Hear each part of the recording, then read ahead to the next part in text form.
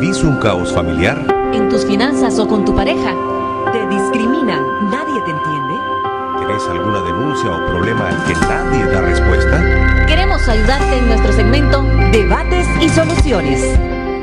La crisis sociopolítica que impera en Nicaragua desde el pasado 18 de abril del año 2018 ha representado múltiples repercusiones en diferentes sectores de la nación. Para expertos, la única salida a dicha situación es un diálogo con los diferentes agentes que sostienen la economía del país en general. Sin embargo, el diputado por parte de la bancada sandinista, Edwin Castro, en una entrevista refirió que el conflicto político se resuelve únicamente con partidos políticos.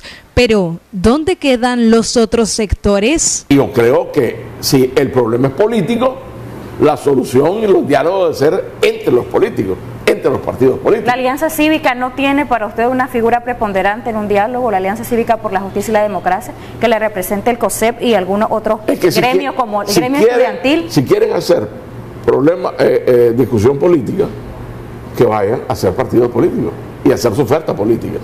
Sí, pero si vos sos Cámara Empresarial, tu ley y tu estatuto te mandan a no hacer participación política partidaria. Entonces yo creo que tenemos que ir ordenando el país. El licenciado Álvaro Vargas, presidente de Faganic, representante de UPANIC y representante del sector privado en el recién pasado fallido Diálogo Nacional, agrega que la situación en la que está inmersa Nicaragua no es solo política, sino también social y económica, y que por lo tanto la solución radica en llegar a un consenso con los diferentes sectores. Aquí la crisis es sociopolítica, pues no es únicamente política, pues aquí hay un problema social también, y que efectivamente el sector privado es el que empuja y el motor de la economía del país, por tanto no la puedes dejar a un lado, no puedes asumir que a través de la política vas a resolver la inmensa crisis en que está Nicaragua.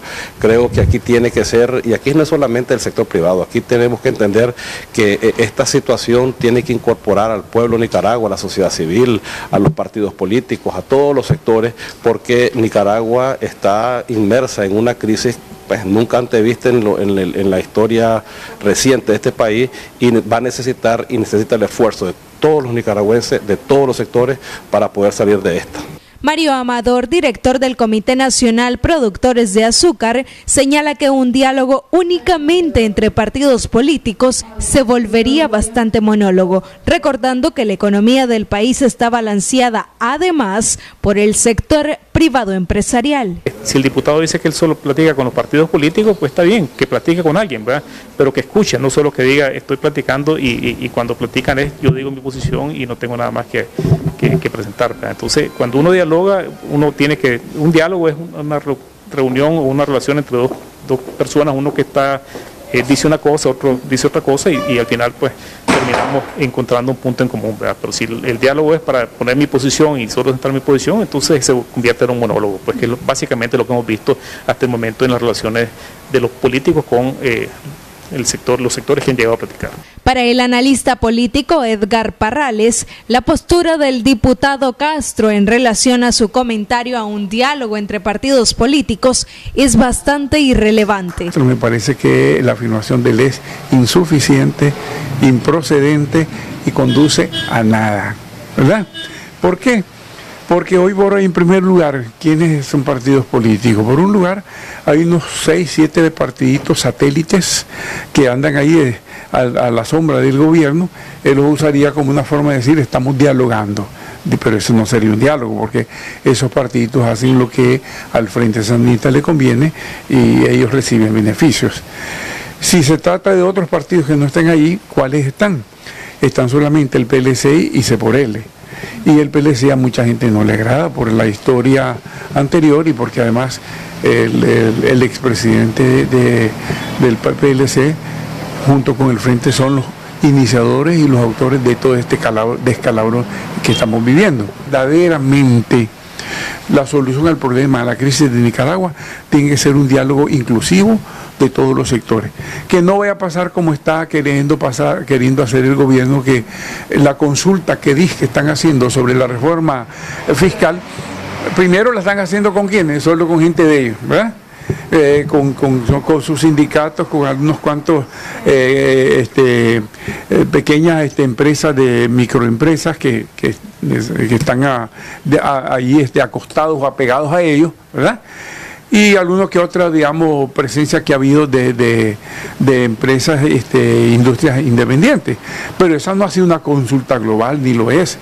Si se quiere un diálogo, tiene que ser con todos los sectores de la población nicaragüense, para que verdaderamente se pueda decir, bueno, hombre, ya llegamos a un consenso, llegamos a un entendimiento, Nicaragua toda quiere esto, eso vamos a plasmar. Ante dicha situación surge la incógnita: ¿quiénes deben de negociar en una mesa de diálogo para poner fin a la crisis social, económica y política de Nicaragua? Con imágenes de Lenín Castillo, en Acción 10, Daniela Rodríguez Morazán.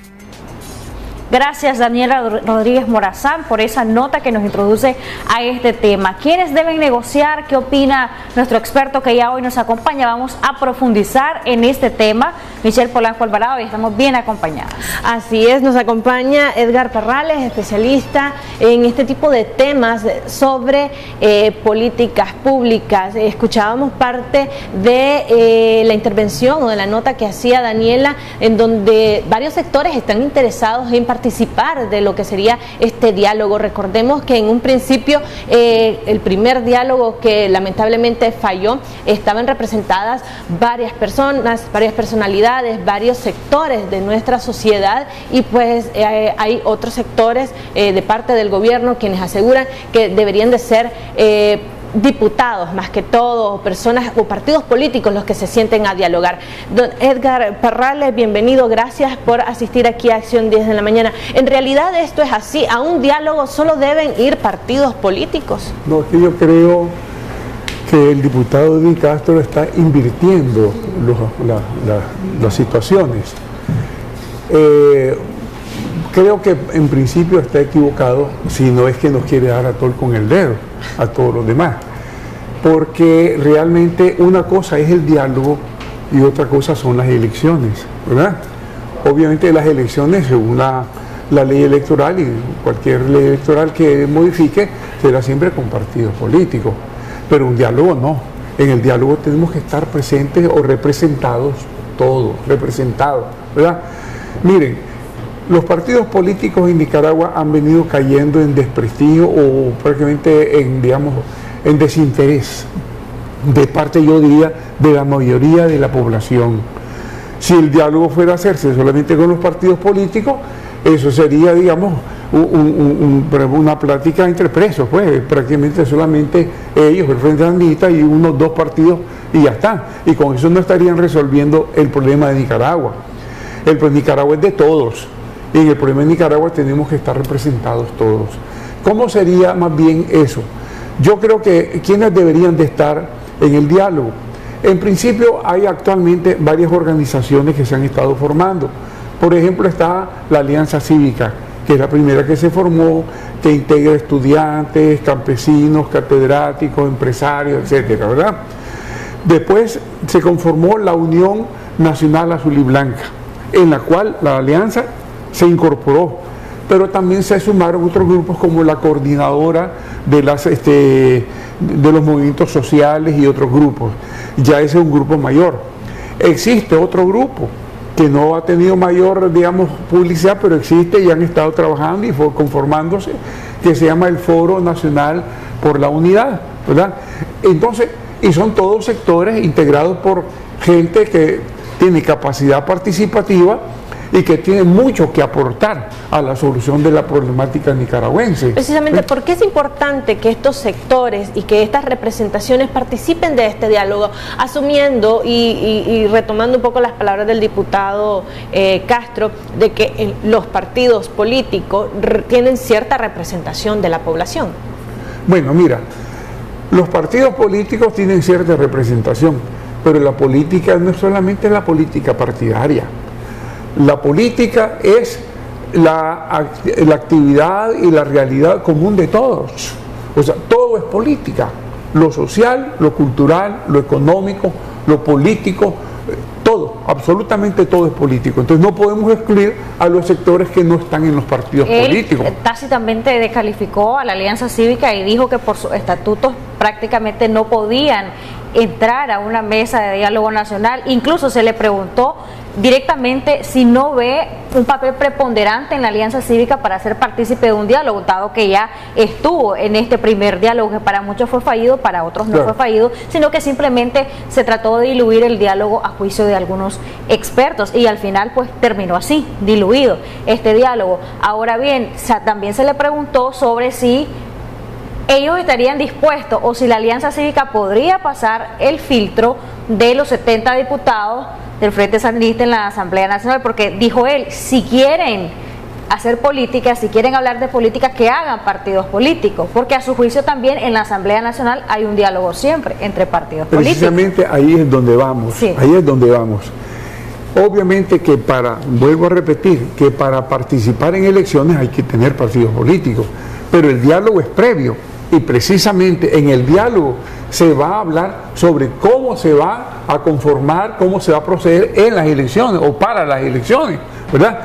Estoy seguro que todos estos grupos que se han estado formando, que integran a una gama, un abanico bien amplio de sectores de la sociedad, van a tener que llegar a conformar un partido político o alianza a la larga para participar, pero no es que digan que desde ahora tienen que serlo, tienen que ser partidos políticos de previo, o lo que hay que ver. Pero es que él dijo que para negociar, doctor, tenían que hacer un partido político. Eso es absolutamente falso, eso es absolutamente falso, es una manipulación como para descartar a quienes precisamente le pueden hacer verdadera oposición, porque si va solo con el PLC ya a mucha gente le ha causado un gran desaliento y desánimo.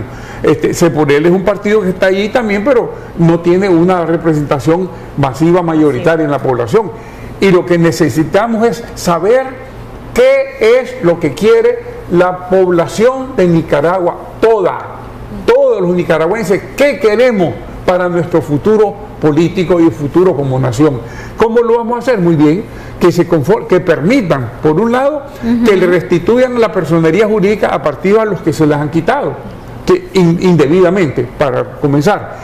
Segundo, que permitan la conformación de otros partidos en lo cual entraría una alianza de todos los demás, para que entonces después se pueda ir a las elecciones, ya conformándose como partidos políticos, pero que representen entre todos, representen el sentir general de la población, de manera que vamos a ir a las elecciones a que se visualice, se vislumbre, se ponga en evidencia qué es lo que el pueblo de Nicaragua quiere, ¿verdad? Pero todo el pueblo de Nicaragua, no partidos políticos solamente que representan a sectores mínimos, ¿verdad? ¿Usted considera que hay un verdadero diálogo en la Asamblea, hablando de temas jurídicos? No, porque ahí lo que se trata son estos. No, en la Asamblea es un diálogo de sordos lo que hay, ¿verdad?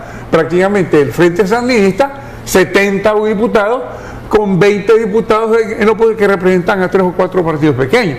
Y siempre que van a decidir, la aplanadora los aplasta a los otros. Y siempre, ¿quién decide en la Asamblea? El Frente Sandinista, ¿ya? Es el que está, digamos, decidiendo por Nicaragua en todo, 70 personas, y que no han sido electos en el sentido, digamos, representativo de la voluntad popular, no. Fueron puestos en una lista por el Frente Sandinista, la gente votó por el Frente Sandinista, ellos están allí, pero ¿qué contacto tienen con su población? Ninguna. No representan a la población propiamente. Ahora, otro gremio que ha sido descalificado por el diputado Castro ha sido el sector empresarial. ¿Qué rol deben de jugar los empresarios dentro del diálogo? ¿Ellos también tienen derecho a participar de esto?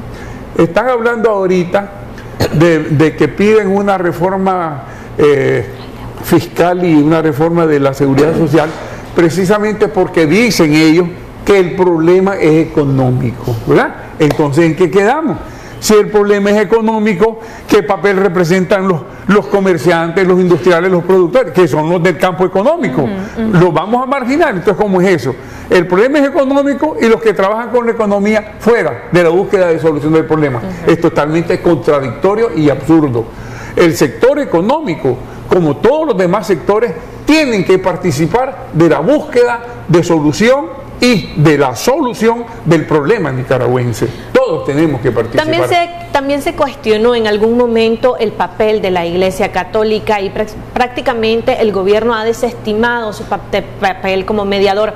¿Se podría cambiar de mediador o ella debería, o la Iglesia debería ser la idónea para continuar mediando en el diálogo? Bueno, mire, exceptuando al Frente Sandinista, el resto del mundo ha expresado su voluntad de que sea la Conferencia Episcopal la que medie. Tanto internamente en Nicaragua, todos los demás sectores, partidos políticos, otros demás sectores sociales, económicos, etcétera, la comunidad internacional, los organismos internacionales, los organismos de derechos humanos, todo el mundo ha dicho que sea la Iglesia Católica. Pero en todo caso, como es algo que lo tienen que platicar las partes al momento, digamos, de rayar el cuadro para el diálogo que se va a hacer, tienen que juntarse primero y ponerse de acuerdo, bueno, ¿quién va a mediar? Pues, en todo caso, que resulte de la voluntad manifiesta de ambas partes. Muchos han dicho, doctor, a juicio de algunos analistas, que en este diálogo sí tiene que ser un diálogo vinculante, es decir, un partido político muy criticado, ya lo decía usted, el PLC, sí tiene que ser un diálogo pluralista, pero hay que tener sumo cuidado en el sentido de que no hayan tantas opiniones diferentes, tantos sectores diferentes, porque se puede diluir nuevamente el diálogo. Su apreciación en cuanto a esto, en esta, digamos, línea divisoria tan delgadita, tan estrecha que puede haber entre lo uno y lo otro. Lo que yo creo es que tendría que hacerse primero una reunión exhaustiva, amplia, de toditos los sectores, dando los que están en la Unión Nacional de Azul y Blanco,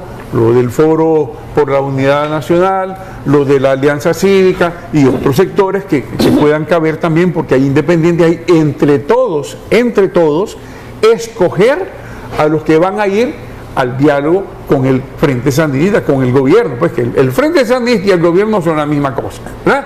A los que van a ir al diálogo con el Frente Sandinista, y que sea un grupo seleccionado entre todos, que sea representativo no de la UNAR, no de la Alianza Cívica, no del Foro, no de esto, no de aquello, sino representantes de todos, ¿verdad? Que los que se escojan vayan en nombre de todo ese conglomerado que se unifica y que presenta sus miembros para el diálogo. En el diálogo se va a hablar cómo van a ser las elecciones, ¿verdad? Que si va a haber observación electoral, que si va a haber reforma de la ley, que si va a haber cambio de magistrados, que si va a haber una revisión del padrón electoral, etcétera, etcétera. En el diálogo se va a hablar todo eso, pero previo al diálogo tendrá que escogerse quiénes van por parte de la sociedad, ¿verdad? Que es lo que hay que hacer. Pero decir que el diálogo solo es entre partidos políticos es estar prácticamente manipulando el asunto y queriendo engañar a la gente, queriendo presentar como solución algo que no soluciona nada. La ley de reconciliación recientemente aprobada, se le preguntó en cuanto a eso, dijo que era un proyecto y una ley ya que es con todo el ánimo de poner fin y de abonar a que la crisis político, social y económica en nuestro país se vaya subsanando y que vayamos acorde a esa normalidad que a juicio del gobierno existe, a juicio de otros no.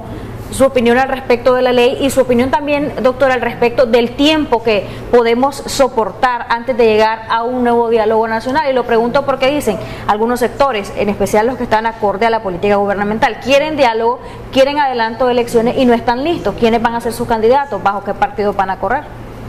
Mira, la ley de reconciliación es un absurdo, lógicamente un absurdo, ética, jurídica y políticamente una perversidad, ¿verdad? Y a la vez la ley es un lavado de cerebro. Lo que quieren es lavarle el cerebro a la juventud en los colegios, a las familias en su ámbito familiar, a la gente en el trabajo, en su ámbito de trabajo. Exactamente. Quieren, primero, como hacer que no ha pasado nada, que aquí no ha sucedido nada y que estamos buscando la reconciliación, y ponen como gran actor de la reconciliación a la policía. Por favor, si son los que han estado, digamos, reprimiendo al pueblo y masacrando al pueblo, ¿van a ser los que van a hacer reconciliación? ¿Reconciliación de qué? ¿De quiénes? ¿Con qué? No, absolutamente. Esa ley de reconciliación es como muchas otras medidas que ha venido tomando el gobierno, buscando resolver por el camino equivocado y no por el camino por donde verdaderamente se van a solucionar las cosas de Nicaragua, ¿verdad? Parece como que el gobierno cree que ellos son prestidigitadores, ¿verdad? Y que sacan el conejo del sombrero. No, si no estamos para eso, no estamos para eso. La realidad de Nicaragua es una realidad vital, histórica, que nos concierne a todos y que tenemos todos que participar para resolverlo. El tiempo que podemos esperar para llegar al diálogo, y una vez estando en el diálogo tiene que ser una demanda toral, y el adelanto de elecciones, ¿para cuándo sería ese adelanto? Y lo que le decía, porque a juicio de aquellos sectores que están a favor de la política gubernamental, he escuchado en más de una oportunidad que dicen, pero ¿cómo quieren adelanto de elecciones? ¿Cómo quieren correr en elecciones si ni siquiera tienen partidos políticos o candidatos?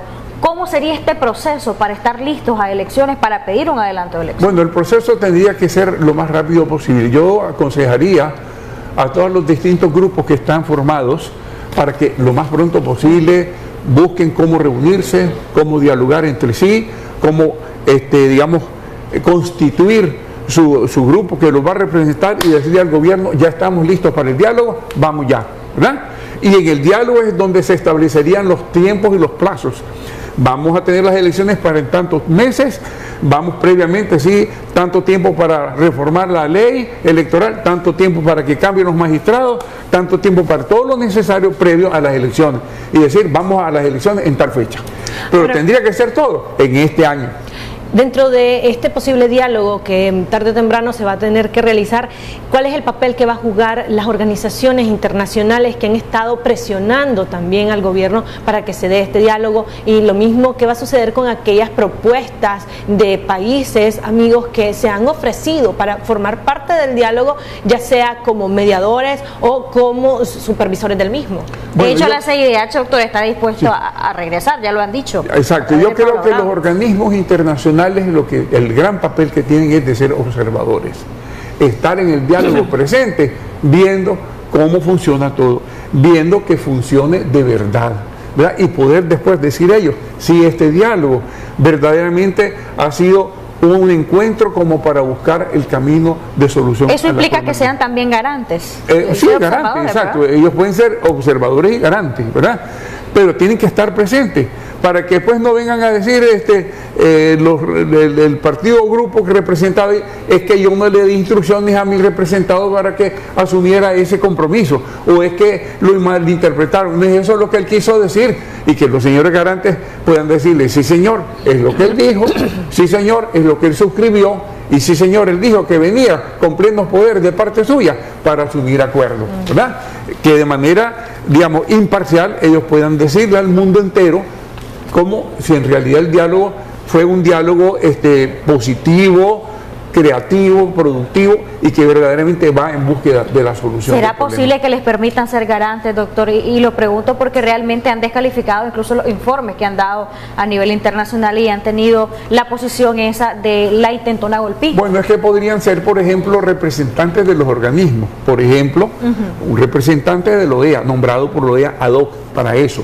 Un representante de las Naciones Unidas nombrado para eso, un representante de la Unión Europea nombrado para eso, ¿ve? O sea, de instancias que son imparciales a la situación y que verdaderamente tienen una gran categoría, un gran prestigio para poder, digamos, estar presentes y que puedan dar fe de que las cosas funcionaron correctamente. Pero tienen que ser aceptados por el gobierno. Bueno, obviamente van a ser presentados, hay que decir, si no aceptan a los de estos organismos, ¿a quiénes van a aceptar? No podemos bajar a los ángeles del cielo, ¿verdad? Porque no sabemos dónde están y a dónde se iría. Tiene que ser a la comunidad internacional, que en todo caso es la que garantiza la convivencia de los pueblos. Entonces es prácticamente un sentido de sí o sí, en el sentido de que eso va a dar, digamos, al diálogo credibilidad, al diálogo preponderancia. En caso contrario, definitivamente no sería, a su juicio, un diálogo creíble. Son los que darían prácticamente fe de que el diálogo funcionó correctamente. Doctor Parrales, muchas gracias por habernos acompañado. Vamos a una pausa comercial. Al regresar continuaremos hablando mucho más acerca del diálogo y de las personas o sectores que podrían estar representados dentro del diálogo nacional. Ya volvemos.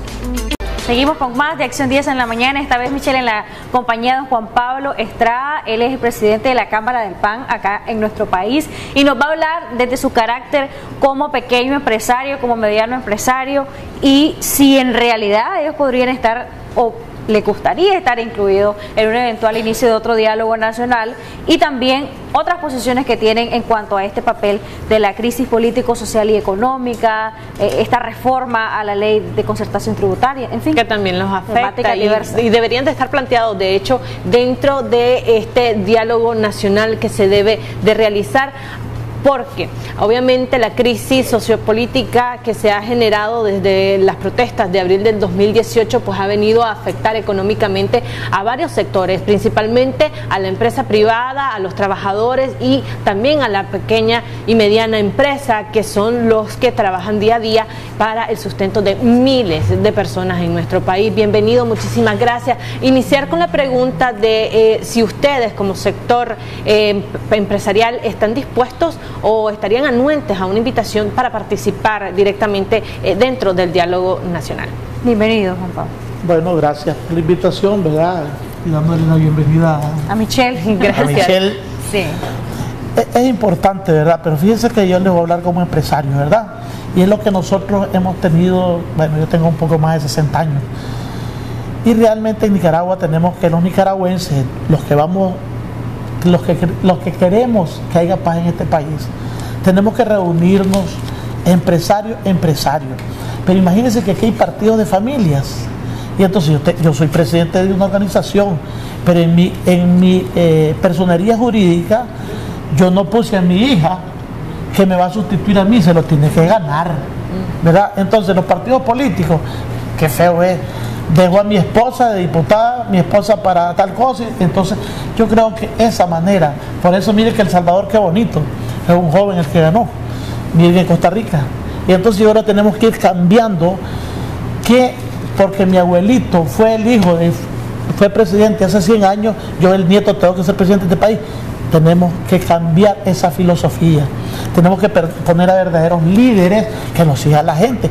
Pero si volvemos a un diálogo con dirigentes gremiales, con dirigentes de partidos políticos que no lo siguen pero ni en la cuadra para poderles dar un voto, vamos a seguir en el mismo círculo vicioso.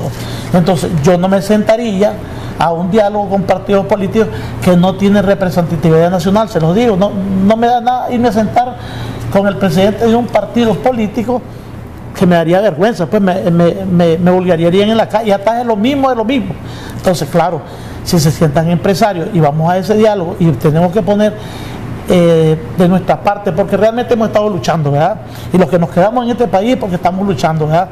Y estamos buscando inversión extranjera, porque nosotros estos bancos no nos dan crédito. Entonces tenemos que estar buscando en El Salvador que nos manden materias primas fiadas para nosotros poderle dar a nuestros panaderos. Entonces sí estamos anuentes, pero con verdaderos líderes para ese diálogo nacional. Pero si a mí me invitan con los que yo he estado viendo, no iría. ¿Con quiénes, por ejemplo, no iría? Se lo voy a hablar claro. Yo no iría con un PLC. No iría con ese. Yo no me siento bien estar sentado al lado de un partido que realmente no tiene esa representatividad nacional, pues. Entonces yo me presentaría. Ellos se definen como la segunda fuerza política en la Asamblea Nacional. Si van a una elección transparente, supervigilada, les aseguro que desaparece del mapa. Y en este momento desaparece ese PLC. Porque estos partidos, cuando han gobernado, o los 16 años de gobierno liberal, a nosotros, los pequeños, los medianos, ¿qué han sido? Han sido un puñal, nos han perseguido. Imagínense que en los 16 años de gobierno liberal crearon un DOFA para nosotros andando siguiendo en las carreteras. ¿Qué se llamaba el DOFA? Departamento de Organización Fiscal Aduanero, persiguiéndonos en las carreteras si traíamos un choricito de Honduras, si traíamos un choricito de Costa Rica. Hombre, y después tenían un departamento de clausura, por si en la noche llegamos de noche, ahí no tenían. Y después teníamos la DGA y la DGI. Hay muchos políticos aquí que andan peleando el hueso porque quieren ser director de la DGA, quieren ser director de ¿cómo se llama?, de un puesto fronterizo. Entonces yo creo que debemos de cambiar esa filosofía en Nicaragua. Yo hablo como empresario, yo no soy político, jamás me van a ver en un partido político, no voy a militar, ya tengo más de 60 años y yo creo que estoy para mis nietecitos. Entonces aquí hay gente que a los 80 años quiere ser diputado. Ahí se van a dormir a la Asamblea Nacional. Entonces cambiamos esa filosofía. Fíjense que solo esta ley de justicia tributaria, no, esta iniciativa de ley, yo creo que un abuelito de la Asamblea Nacional no la lee, porque es aburrido y tiene que dominar. Entonces creo que los nuevos diputados, si alguna vez, pues, vamos a ver, tienen que ser gente proba. No solo abogados pueden ser, no, porque un abogado sabe de leyes, pero no sabe de leyes tributarias. Entonces yo creo que tenemos que tener gente proba si queremos salir adelante en este país. ¿Quiénes podrían ser sus representantes si del sector siente que aquellas personas que han llegado por el sector de empresarial o pequeña empresa están representando los intereses del sector, por ejemplo, panificador, que es al que usted representa actualmente, y al resto de pequeños empresarios? Quiero decirles un dato que nunca lo había dado, lo doy como primicia. Imagínense que nosotros panificamos 200.000 quintales de harina aproximadamente al mes. Para que usted panifique, haga pan, usted necesita una fuerza laboral de por cada quintal de pan, 3 personas. Usted sola no puede hacer un quintal de pan, al menos que sea de pulmones de las 4 de la mañana hasta las 7 de la noche para que lo salga a vender. Entonces nosotros tenemos una fuerza laboral a nivel nacional de 500.000 personas. ¿Qué representamos? Representamos una fuerza que en la Asamblea Nacional somos 500.000 personas trabajando en el pan. A ver, ¿y quiénes hacían nuestras leyes antes? Nunca nos llamaban. Ahora se está trabajando porque tenemos un sector muy representado de empresarios grandes y de empresarios chiquitos. ¿Se sienten ahora tomados en cuenta ustedes? Sí, nos sentimos tomados en cuenta y estamos, mire, hay un gran divorcio. Pero en este primer diálogo no estuvieron. Estuvo el Consejo Nicaragüense de la Micro y Mediana, estuvo el presidente que fungía en ese momento, que era don Leonardo Torres. Siempre está él. Y entonces creo que estaríamos representados siempre, porque siempre van a las organizaciones. Entonces, a través de don Leonardo, ustedes se sienten representados. Esa es la pregunta. Es que mire, don Leonardo Torres es el presidente actual, pero mañana puede cambiar y cualquiera que suma esa presidencia. A través de la CONIMIPYME ustedes estarían representados y sus intereses como pequeños empresarios en este estarían momento estamos ahí siendo representados, sí. Es decir, el Consejo Nicaragüense, la MIPYME, es un consejo de cámaras. No, yo soy presidente de una cámara, estoy adscrito a ese CONIMIPYME, porque es la única fuerza que nos dio lugar en este diálogo, en esta coyuntura actual. Nosotros cuántas veces le dijimos al CONCET, hombre, somos cámara, ¿por qué no me aceptás? O sea, somos 500.000 personas, ¿por qué no? Nunca quisieron, porque ese es un órgano elitista, ya que no permiten de que yo, panadero entilado, sucio, no vaya a sentarme al Consejo Nicaragüense de la empresa privada. No, nunca nos dieron oportunidad. ¿Cuántas veces me encontré a Chanito Aguirre en los aeropuertos? Nunca me recibió, le dejé miles de tarjetas, creo que las echaran a la basura, nunca me recibió. Entonces, actualmente, el MIFIX está trabajando de la mano con nosotros, no políticamente, sino que viendo las estructuras, mejorar el gremio. Y en este momento me llama la atención que graban el pan dulce, ¿verdad? Pero acabamos de terminar con el MIFIX, la NTON, que es la normativa, que el pan dulce lo demostramos que es un pan popular, que es un pan de la canasta básica. ¿En ese sentido hay afectaciones a ustedes? Hay afectaciones, claro, porque nosotros no vamos a decirle al gobierno, vamos a grabar vos los panes tradicionales, los panes populares. De consumo popular. De consumo popular. Entonces, ¿qué dejaron nada más en esta reforma o en esta iniciativa? El pan de dedito, que ese no es el pan que consume toda la población. Ya se eliminó el pan dulce popular de la lista de productos. Pero acuérdate que tiene una iniciativa. Entonces, es una propuesta todavía. Una propuesta. Entonces nosotros ya le mandamos una contrapropuesta a la Comisión Económica, al presidente de la Asamblea Nacional. ¿Han sido llamados ustedes al proceso de consulta, además de esto que ya enviaron? Sí, nos han llamado, pero acuérdense que llamarnos tienen que llamarnos por sectores, porque yo no puedo ir donde va el sector de cuero y calzado, donde va el sector del otro, porque, hombre, yo hablo de pan, aquel habla de zapatos, aquel habla de metalmecánica, aquel habla de forestal, entonces tienen que irnos llamando por sectores para que realmente, porque esto es extenso, el pan es extenso. Acuérdense la fuerza laboral que tenemos, más a quienes le llevamos el pan, a 7 millones de personas. Aquí no hay personas que yo no como pan.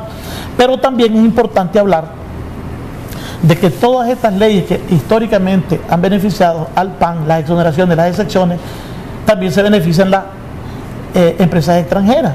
Aquí entra Pan Bimbo como como Pedro por su casa. Entonces hay que dejar claro que el que tiene que estar exento, exonerado, es el pan popular hecho en Nicaragua. Por las panaderías nacionales. Por las panaderías nacionales. No las transnacionales. No las transnacionales. Y es importante también decir, ¿verdad? Es que imagínense por qué ninguna transnacional viene a hacer pan a Nicaragua, sino que lo hacen en Costa Rica, lo hacen en Honduras y lo hacen allá, porque les sale más barato. Cuando yo hago un pan, claro, el pan está exento, ya lo vendí, pero las materias primas están grabadas. Entonces tienen que estar exentas también las materias primas, o exoneradas, pero más importante exentos, para que podamos competir de tú a tú.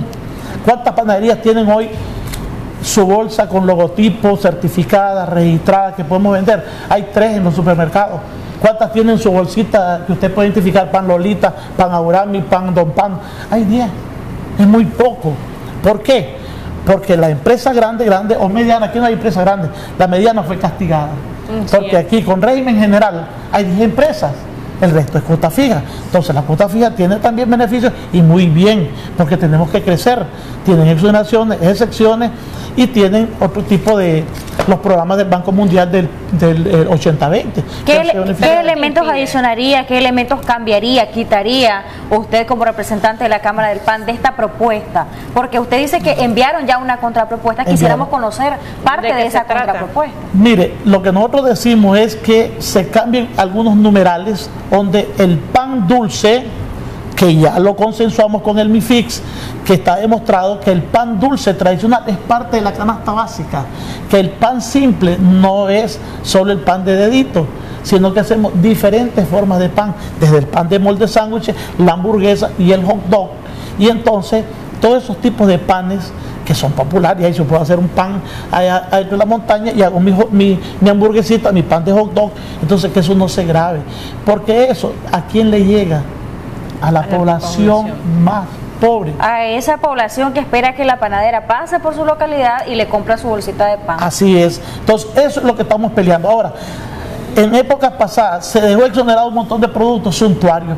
La pasa es un producto suntuario. ¿Cuántas personas exoneran la pasa? Frutas secas, mermelada. Hombre, traemos un montón de mermeladas de otros países. Protejamos nuestra industria nacional, no exoneremos eso, porque hay que proteger nuestra industria nacional. Porque nosotros también producimos mermelada. También producimos mermelada. Sí, ojalá. Entonces yo digo que el objetivo, el principio y el espíritu de estas leyes deben de proteger nuestra industria nacional, como lo hacen todos los países de Centroamérica. Protegen la industria nacional, aquí la desprotegemos.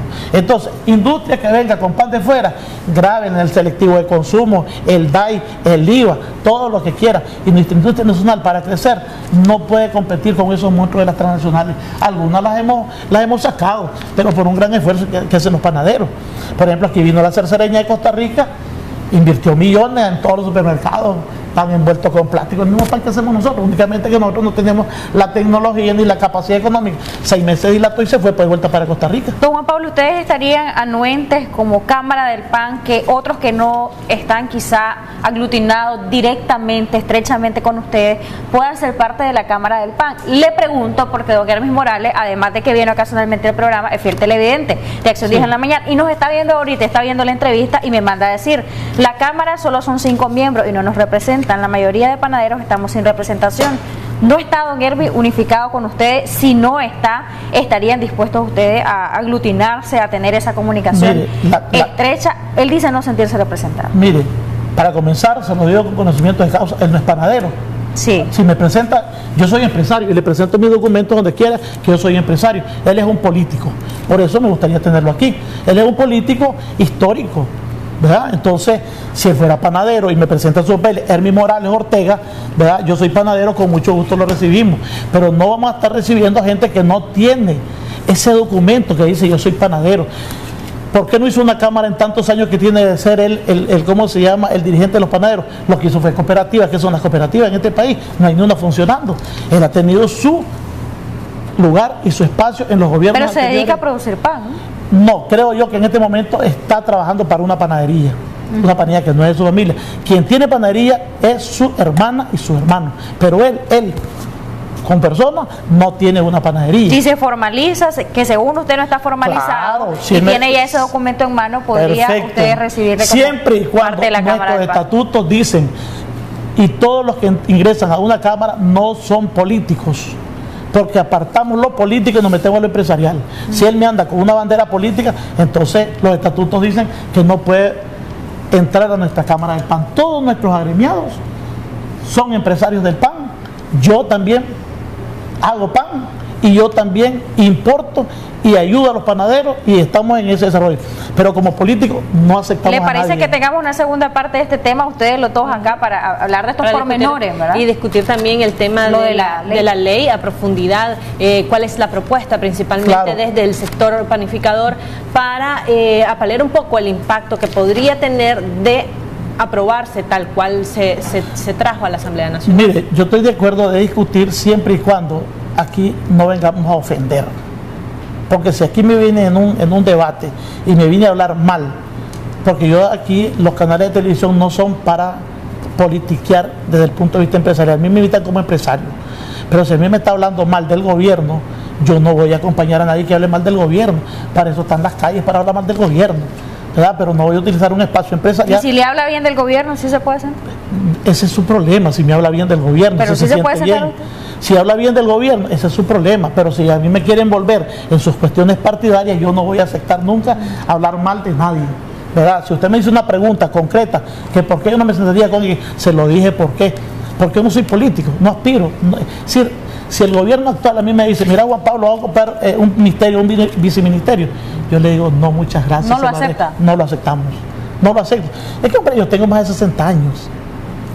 ¿Qué voy a estar haciendo yo en un ministerio? Ya, yo creo que yo estoy para otras cosas. ¿Pero en qué le afecta a don Juan Pablo que se hable mal o bien de un gobierno?